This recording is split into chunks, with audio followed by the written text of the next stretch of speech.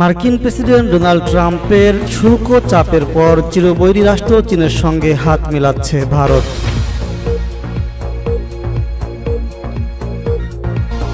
যুক্তরাষ্ট্রের president Trump ও Ukraine president জেলেনস্কির ফোনালাপ, সোমবার Washington সফরে দুই নেতার বৈঠক। পাকিস্তান সীমান্তবর্তী এলাকায় ব্যাপক গুলি বিনিময়, ইরানের দুই পুলিশ অফিসার নিহত।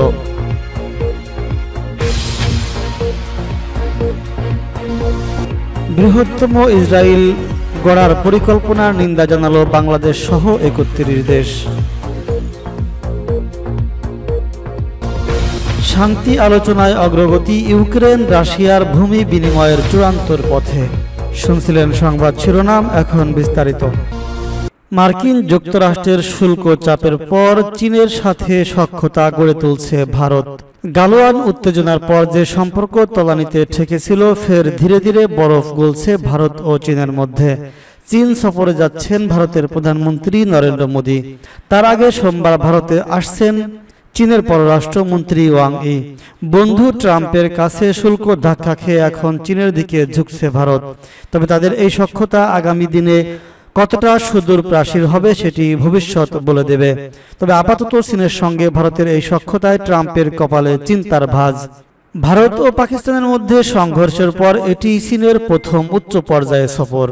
চলতি মাসের শেষ পর্যায়ে আন্তর্জাতিক জোট সাংহাই কোঅপারেশন অর্গানাইজেশন এর বৈঠক বসবে চীনে। সেই বৈঠকে যোগ দিতে চীন সফরে যাবেন ভারতের প্রধানমন্ত্রী নরেন্দ্র মোদী। 2019 সালে শেষে চীন সফরে গিয়েছিলেন মোদী। 2020 সালে লাদাখে ভারত চীন সংঘর্ষের পর এই প্রথম চীন যাচ্ছেন মোদী। চীনের তিয়ানজিন শহরে আগামী 31 আগস্ট এবং 1 সেপ্টেম্বর এসসিওর রাষ্ট্রনেতাদের বৈঠক রয়েছে। ভারতের পররাষ্ট্র মন্ত্রণালয় সূত্রে জানানো হয়েছে, চীনের পররাষ্ট্রমন্ত্রী ওয়াং ই ভারতের নিরাপত্তা উপদেষ্টা অজিত ডোভালের সঙ্গে ভারত চীন সীমান্ত প্রসঙ্গে একটি উচ্চ পর্যায়ের বৈঠক করবেন। পাশাপাশি ভারতের পররাষ্ট্রমন্ত্রী এস জয়শঙ্করের সঙ্গে একটি দ্বিপাক্ষিক বৈঠক হওয়ার কথা রয়েছে চীনের পররাষ্ট্রমন্ত্রীর।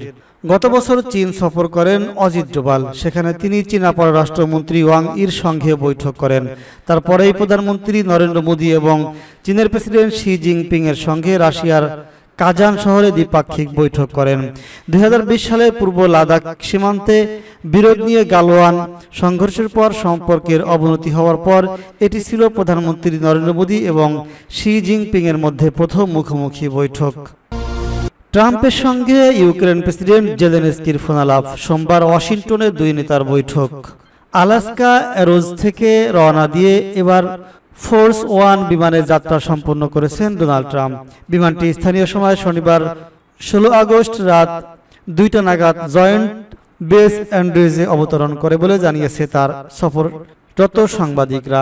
হোয়াইট হাউসের প্রেস সচিব বলেছেন, বিমান থেকে নেমেই ইউক্রেনের প্রেসিডেন্ট ভলোদিমির জেলেনস্কির সঙ্গে দীর্ঘ ফোনালাপ করেছেন মার্কিন প্রেসিডেন্ট। সমসাময়িক বিষয় নিয়ে আগামী সোমবার 18 আগস্ট হোয়াইট হাউসে সাক্ষাৎ করবেন দুই নেতা। টেলিগ্রামে একটি আপডেট জেলেনস্কি জানান, সোমবার ওয়াশিংটন ডিসিতে আলোচনার জন্য ট্রাম্পের সঙ্গে সাক্ষাৎ করবেন তিনি। তাকে আমন্ত্রণ করার জন্য ট্রাম্পের প্রতি কৃতজ্ঞতাও প্রকাশ করেছেন ইউক্রেন প্রেসিডেন্ট। জেলেনস্কির কার্যালয় নিশ্চিত করেছে, শনিবার সকালে ট্রাম্পের সঙ্গে কথা বলছেন জেলেনস্কি। বিবৃতিতে জানিয়েছে, এটি একটি দীর্ঘ ফোনালাপ ছিল। প্রথমে জেলেনস্কি এবং ট্রাম্পের মধ্যে, তারপরে ইউরোপীয় নেতারা যোগ দিয়েছিলেন এই ফোনালাপে। বিবিসির খবরে বলা হয়েছে, ফোনালাপের আগে ডোনাল্ড ট্রাম্প এয়ারফোর্স ওয়ান থেকে বেরিয়ে সোজা সিঁড়ি দিয়ে নেমে আসেন।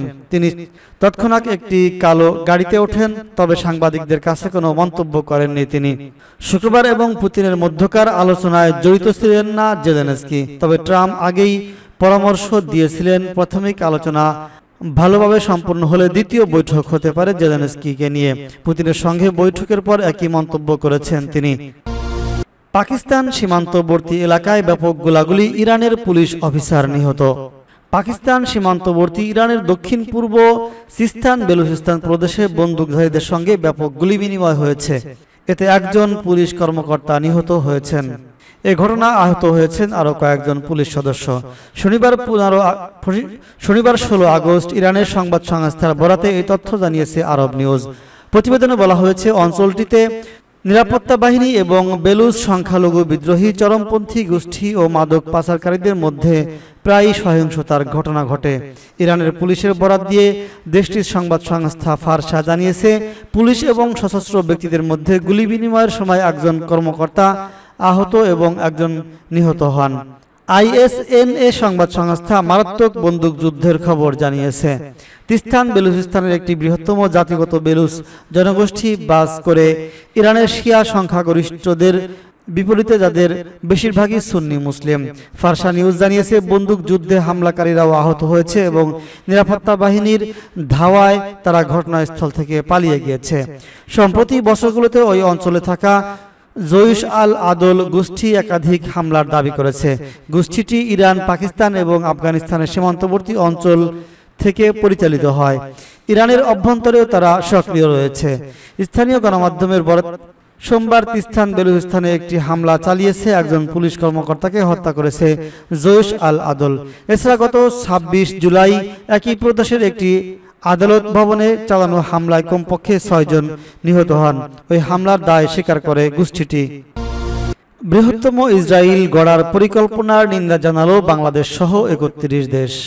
সম্প্রতি বৃহত্তম ইসরায়েল পরিকল্পনা নিয়ে ইসরায়েলের প্রধানমন্ত্রী বেনিয়ামিন নেতানিয়াহুর মন্তব্যকে কেন্দ্র করে বিশ্বজুড়ে নতুন করে কঠোর সমালোচনা শুরু হয়েছে। আন্তর্জাতিক আইন লঙ্ঘন ও আঞ্চলিক স্থিতিশীলতার জন্য ইসরায়েলের এই ধরনের পরিকল্পনাকে হুমকি বলে অভিহিত করেছে। তীব্র নিন্দা জানিয়েছে বাংলাদেশ সহ 31টি আরব ও ইসলামিক দেশ। শুক্রবার প্রকাশিত এক যৌথ বিবৃতিতে জর্ডান, মিশর, কাতার, কুয়েত, সংযুক্ত আরব আমিরাত, সৌদি আরব, বাংলাদেশ, পাকিস্তান, তুরস্ক, ইয়েমেন সহ আরব লীগ ও OIC GCCর মহাসচিবরা একত্রে নেতানিয়াহুর পরিকল্পনার প্রতি কঠোর তীব্র নিন্দা জানান। তারা সতর্ক করে দিয়ে বলেন, বৃহত্তম ইসরায়েল পরিকল্পনা আরব জাতীয় নিরাপত্তা এবং আঞ্চলিক স্থিতিশীলতার জন্য হুমকি। সংবাদ মাধ্যমের প্রতিবেদন অনুযায়ী যৌথ বিবৃতিতে তারা আরও জানান, এমন মন্তব্য আন্তর্জাতিক আইন এবং আন্তর্জাতিক সম্পর্কের ভিত্তির প্রতি একটি গুরুতর অবজ্ঞা এবং আন্তর্জাতিক আইনের একটি স্পষ্ট ও বিপজ্জনক লঙ্ঘনের প্রতিনিধিত্ব করে। এর আগে নেতানিয়াহু মঙ্গলবার নিউজ চ্যানেল i24কে দেওয়া বলেছেন, তিনি বৃহত্তম ইসরায়েলের দৃষ্টিভঙ্গির সঙ্গে দৃঢ়ভাবে সংযুক্ত একটি ঐতিহাসিক ও আধ্যাত্মিক মিশনে রয়েছেন। বৃহত্তম ইসরায়েল শব্দটি ইসরায়েলি রাজনীতিতে পশ্চিম তীর, গাজা এবং সিরিয়ার গোলান হাট সহ ইসরায়েলের ভূখণ্ডের সম্প্রসারণকে বোঝাতে ব্যবহৃত হয়, যার কিছু ব্যাখ্যায় মিশরের সিনাই উপদ্বীপ এবং জর্ডানের কিছু অংশ অন্তর্ভুক্ত রয়েছে। মুসলিম জোট জোর দিয়ে বলেছে, সদস্য রাষ্ট্রগুলো আন্তর্জাতিক বৈধতা এবং বল প্রয়োগ বা হুমকি নিষিদ্ধ করার বিষয়ে জাতিসংঘের সনদের প্রতি প্রতিশ্রুতিবদ্ধ থাকলেও তারা শান্তি রক্ষাকারী সমস্ত নীতি এবং ব্যবস্থা গ্রহণ করবে। বিবৃতিতে অতি ডানপন্থী ইসরায়েলি অর্থমন্ত্রী কর্তৃক অধিকৃত পশ্চিম তীরে একটি নতুন বসতি নির্মাণের অনুমোদন এবং একটি ফিলিস্তিনি রাষ্ট্রের প্রত্যাখ্যানের নিন্দা জানানো হয়েছে। শান্তি আলোচনার অগ্রগতি, ইউক্রেন রাশিয়ার ভূমি বিনিময় চূড়ান্তর পথে। রাশিয়া এবং ইউক্রেন যুদ্ধ নিয়ে আলোচনায় বসে গুরুত্বপূর্ণ একটি মন্তব্য করলেন যুক্তরাষ্ট্রের সাবেক প্রেসিডেন্ট ডোনাল্ড ট্রাম্প। রাশিয়ার প্রেসিডেন্ট ভ্লাদিমির পুতিনের সঙ্গে আলাস্কায় আঙ্কারেজে অনুষ্ঠিত এই বৈঠকের পর ট্রাম্প দাবি করেছেন, যুদ্ধবন্ধে ভূমি বিনিময় ও নিরাপত্তা নিশ্চয়তা নিয়ে দুই পক্ষের মধ্যে প্রায় সমঝোতা হয়েছে। এ বিষয়ে ট্রাম্প বলেছেন, ভূমি বিনিময় ও নিরাপত্তা নিয়ে অগ্রগতি হয়েছে। বৈঠক শেষে এক সাংবাদিক সম্মেলনে ট্রাম্প বলেছেন, আমরা এমন একটি সমঝোতার খুব কাছাকাছি পৌঁছেছি যা রাশিয়া ও ইউক্রেনের উভয়ের জন্য গ্রহণযোগ্য হতে পারে। ভূমি সংক্রান্ত কিছু ছাড় এবং নিরাপত্তার গ্যারান্টি, এই দুই বিষয় নিয়ে ব্যাপক অগ্রগতি হয়েছে। তবে তিনি স্বীকার করেন, ইউক্রেনের সম্মতি এখনো আসেনি। চূড়ান্ত সিদ্ধান্ত ইউক্রেন ও ইউরোপীয় অংশীদারদের উপর নির্ভর করছে বলে তিনি উল্লেখ করেছেন। তবে অতীতের অবস্থান অনুযায়ী দেশটির পক্ষ থেকে বারবার বলা হয়েছে, 1 ইঞ্চি ভূমিও ছাড়বে না ইউক্রেন। এদিকে পশ্চিমা দেশগুলো এই মন্তব্যকে সন্দেহের চোখে দেখছে। একজন ইউরোপীয় কূটনীতিক বলেছেন, ভূমি বিনিময়ের ধারণা ইউরোপের নিরাপত্তা কাঠামো সঙ্গে সাংঘর্ষিক। রাজনৈতিক বিশ্লেষকরা বলছেন, এই বৈঠকটি যতটা না শান্তি প্রতিষ্ঠার চেষ্টার অংশ, তার চেয়ে বেশি 2028 সালে মার্কিন নির্বাচনের আগে ট্রাম্পের একটি কৌশলগতভাবে ট্রাম্প এমন একটি ছবি আঁকতে চাইছেন, যেন তিনি যুদ্ধ বন্ধের সম্ভাব্য পথ খুলে দিচ্ছেন।